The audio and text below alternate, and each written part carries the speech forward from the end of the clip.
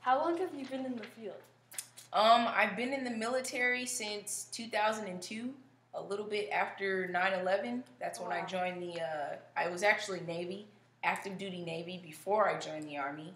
So I joined in 2002, got out in 2006, and then joined the Army shortly after Hurricane Katrina. Oh, wow. Yeah, so, and then as far as me being a federal agent, from 2008 until now. So both of them I'm currently still in the Army Reserve, and I've been a federal agent since 2008.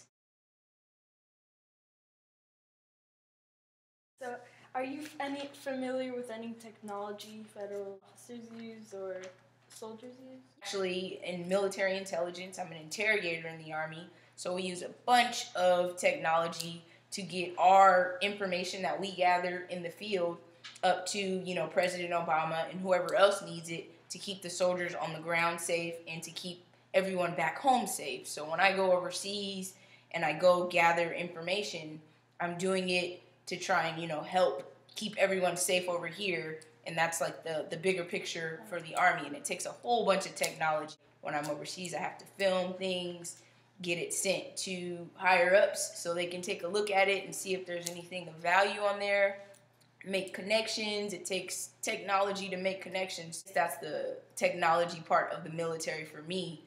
For technology in law enforcement, I use it a lot as well. When I encounter criminals, I don't necessarily know that someone's a criminal automatically. I have to run their fingerprints, which will be through a scanner, which is also huge technology. Before we used to do fingerprinting, with the actual ink, and you would fingerprint, send it. It takes forever to mail, get it to the proper channels for you to see if someone's a criminal or someone's not, or just basically what their background information is.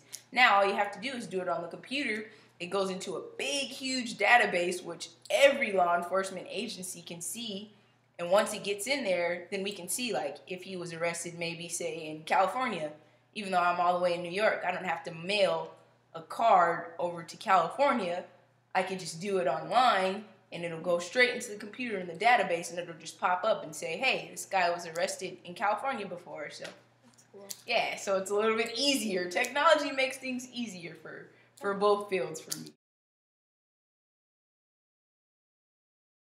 So what other examples of technology do you use in law enforcement or as a soldier? For soldiers would be technology that has been placed on our vehicles, some of our vehicles. I don't know if you're aware of this, but sometimes when we're overseas, we come across these things called IEDs, improvised explosive devices, and they're very well hidden.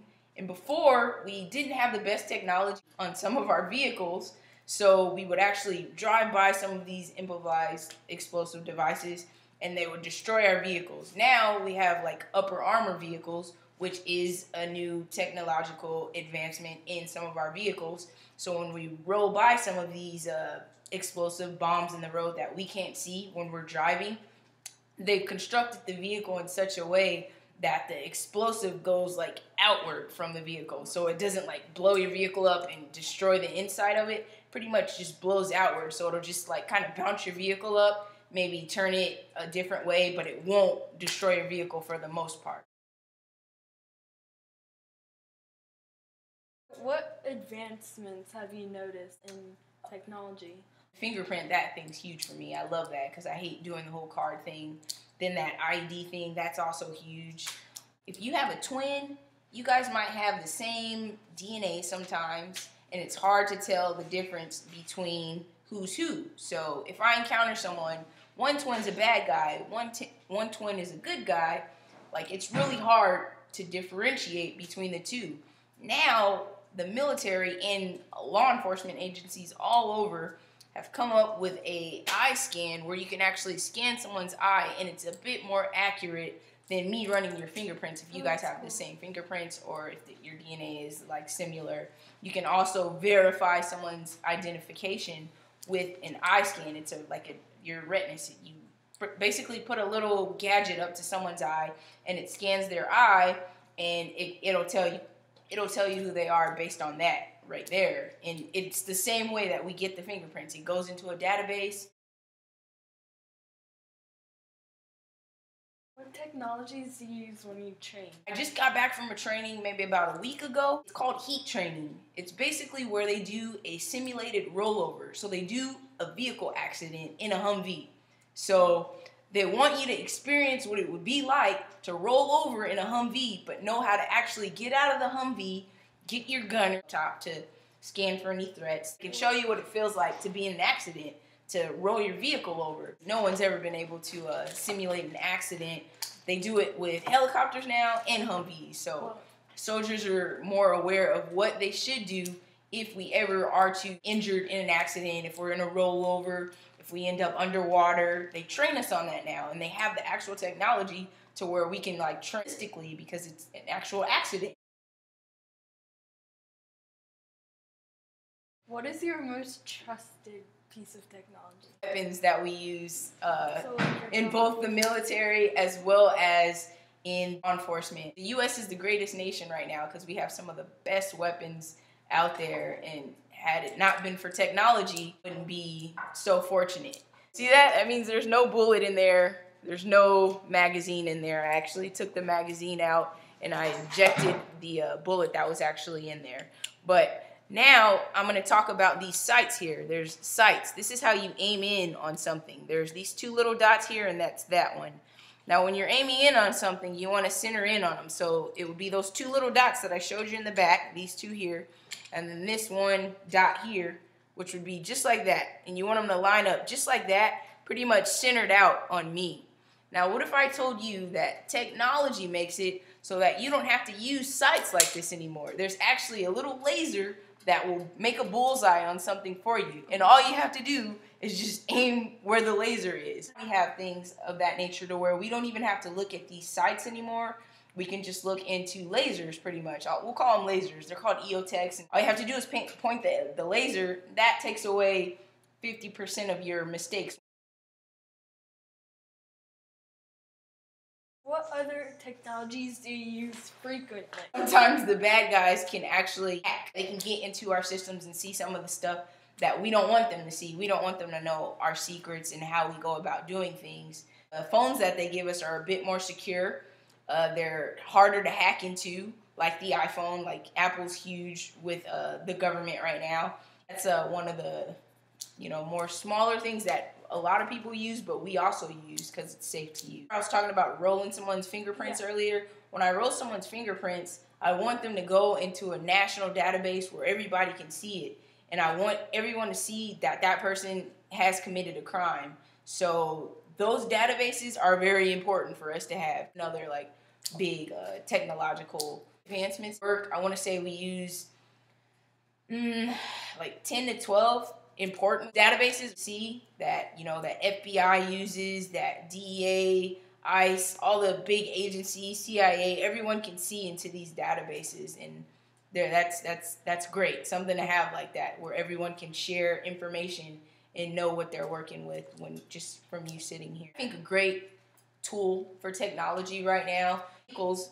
Some of the vehicles have systems in them where if I'm chasing a bad guy and he's driving the vehicle, I can call OnStar and tell OnStar, hey, this is Agent White. I need you to stop that vehicle.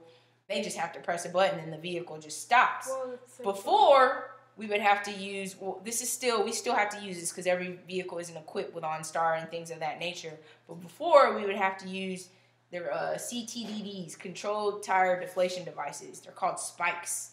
So it's like if a vehicle's trying to get away from a police officer, sometimes we have to ram them. Sometimes we have to throw out spikes to get the vehicle to stop, which it's safe, but it's not the safest. If the vehicle just stops right there and there's a child inside, isn't that a bit safer? Do you think technology is too overwhelming? It's constantly developing. So imagine I graduated high school in 2002. I got out of college in 2009, but there's still so much that's happened since then. It can be overwhelming for me because I can't just go back to what I learned and think that's going to work for today. I can use it as like a kind of a foundation to build upon, but it's really hard when there's a lot of new things coming out. I didn't have it. We didn't have iPhones. We didn't have computers. Imagine, like, if you don't know how to use it, how hard that can be. Overwhelming, because it's like you have to learn it, because if you don't learn it, you'll be ineffective, because the world is moving in a technological, they call it exponential. It moves quicker than a lot of things in the world. So if you don't move with it, you'll get left behind and it'll feel overwhelming. But if you try to go with it and don't fight it and learn as much as you can, like, keep learning, it never stops. You didn't have all this technology. How do you think these officers would go around enforcing the law? We would be ineffective, I think, if we didn't have technology. With so many people that we have, like, imagine how technology helps us maintain all these people that we have, because there wasn't always this many people, you know, in the United States. We have people from other countries here, and just so much going on that it would be hard to maintain such a big place with so, you know, little officers. So technology, like, kind of helps us, like, you know, expand ourselves. If it wasn't for technology, I wouldn't, like I said, I can do 4 things at once, and it's just me. And that's kind of like 4 officers being there. So technology, like, expands me. It makes me a little bit bigger than I am just me by myself. Do you think police officers trust their technology too much? Be a perfect example of that. Before I was an ICE agent, I was a Border Patrol agent. In Border Patrol, our nickname is body hunters. Where I was working, I was on the Mexican border. So I was close to Mexico and California. That was my border. That was where I patrolled. We would encounter individuals that were not, you know, here in this country legally. They didn't have the documents to be here, work here legally. We would encounter them through tracking them. Use this technique, and we would track these guys, and we would end up finding them. Now, when we found them, where we are, we're in the desert. We're in an area that doesn't have stop signs, doesn't have streets, would tell you where you were. So the GPS, huge for us. We can use the GPS, and I can click on a button, and it'll tell me exactly where I am. I'm at this grid coordinate, and I can give it to whoever needs it. And I can say that we're here because you need that information for intelligence purposes to say, oh, a lot of groups come to this area, so maybe we should put more agents in that area. If a lot more people cross and come here and come to that area. So that GPS system helped out a lot. Now, what if the GPS system doesn't work? What if the battery's down? And agents like, oh man, what do I do? I don't know where I'm at. So that's when you have to go back to your old skills where you're using an old compass and a map. How can you read a map? How can you tell where you are? How can you do all this stuff? And you're so dependent upon your GPS system. You never learned how to use a map. I was lucky enough to use a map with the military because we have to. Sometimes systems go down.